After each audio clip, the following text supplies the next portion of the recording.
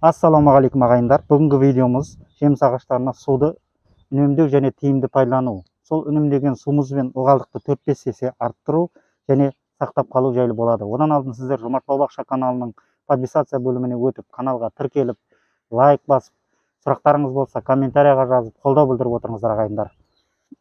Енді жаңағы айтқанымыздай жеміс ағаштарына суды үнемдеп пайдалану жайлы айтамыз. Енді өздеріңіз білесіңіз, жаз келе жатыр, 40 градус, одан да жоғары температуралар болады. Сол кездері енді жеміс ағаштарына суды жеткізу қиындау болады, достар. Сол кезде енді сол аз суды тиімді пайдаланып, ылғалдықты сақтап қалуға әрекет етуіміз керек. Енді біздің өңірлерде, Маңғыстау өңірінде, енді басқа да кейбір өңірлерде жер асты ылғалдығы жоқ, бізде енді ағып тұрған өзен жоқ. Енді тек қана водопроводпен суғарылатындықтан енді ылғалдықты үнемді пайдалануымыз керек, достар.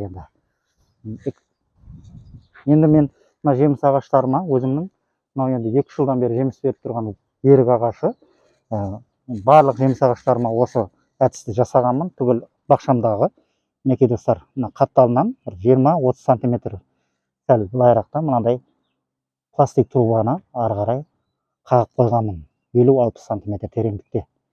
Осы енді мынаны суғарғаннан кейін өзі тамшылау әдісімен суғарылады. Осыған мына жиналған су сразу мына түтікше арқылы төменге қарай 50-60 сантиметр тереңдікке барып, сол тереңдіктен астына сіңеді. Енді өздеріңіз ойлаңыздар, достар, бетінен сіңгені қалай болады? 50-60 сантиметр тереңдікте ар жағынан ылғалдық берген қалай болады, достар? Оны өздеріңіз уже білген шығарсыңыздар. Өте тиімді мына ылғал. Ол ар жағына күн түспейді, ол ылғалдық көп уақытқа сақталады, достар. Енді мынаны соны 2-3 жыл бұрын істегенмін, осындай қылып пластик жылда ашып тазалап тұрамын. Егер ол мына бітеліп қалады десеңіз, мінекей мынандай кеше видеомда көрсеткендей сым бар, достар. Мінекей арасында осыны мінекей ішіне тығып, достар, мінекей тазалап қойсаңыз болады, мінекей достар. Мінекей мынандай 50-60 сантиметр тереңдікте, достар. Осы әдісті қолдансаңыздар, достар, мінекей суғарған суыңыз сразу 50-60 сантиметр тереңдіктен астына тамырларға ылғал береді, достар. Ол енді шамалға кеуіп те кетпейді, өздеріңіз білесіз, тереңде болғаннан кейін. Мінекей енді шелекпен су құйып көрсетейін, оның ішіне қалай сіңетінін, мысал ретінде. Мінекей достар, көріп тұрғаныңыздай ішіне қалай кетіп жатыр.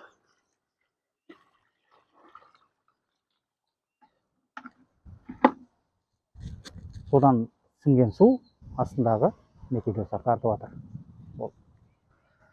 Метр тереңдіктен астына ылғалды мол береді, достар. Енді сол трубаны түтікшені қалай жасау керектігі жайлы мен сіздерге көрсетіп жіберейін, достар.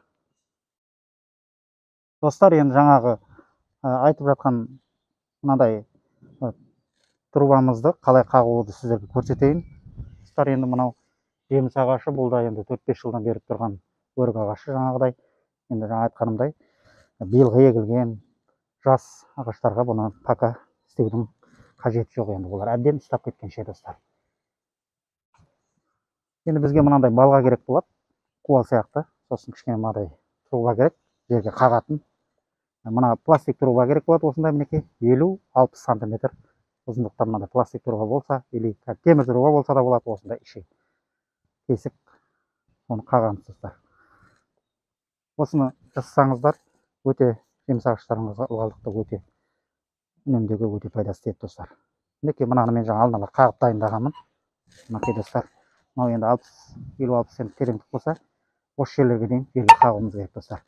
Жеміс ағаштарынан 30 сантиметрдей алшақтап аламыз. Кішкене тамырларына тигенінің оның ешқандай зияны жоқ.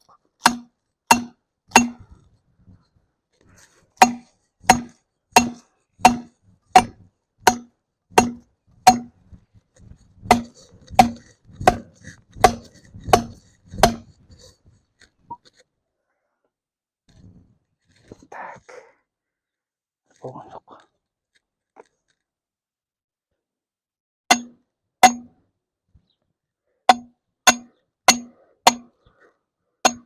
Мінекей достар, кесіп болдық. Осылай босатып шығарып аласыңыз, достар. Енді мынау жаңа дайындап қойған трубамызды осының ішіне саламыз, достар. Қараңыздар. Осылай саламыз мінекей. Кішкене жердің бетіне кішкене бір сантиметр жобасында или жарты сантиметрдің жобасында су ары қарай өтетіндей болып көрініп тұрса болады достар.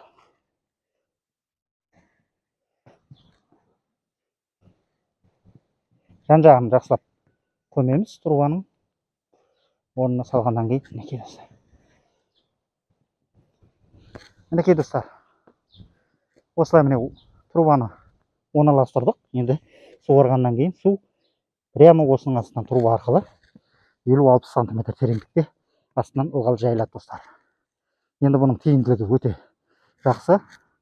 Осы бақшамдағы жеміс ағаштардың бәріне осындай қылып жасап қойғанмын. Каждыйының түбіне труба осылай қылып көміп, өзі тамшылатып суғарылады. Осы көріп тұрғаныңыздай тағы осымен тағы ары қарай тереңге барады. Ертең бұл жаздың күндері суды үнемді тиімді пайдалануға сіздерге өте жақсы көмегі тиеді достар.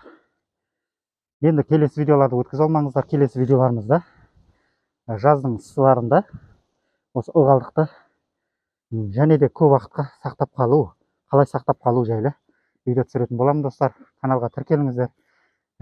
Қолдау білдіріп отырыңыздар. Сұрақтарыңыз болса комментария қоя кетіңіздер ағайындар. Жемістеріңіз көп болсын. Аман сау болыңыздар достар.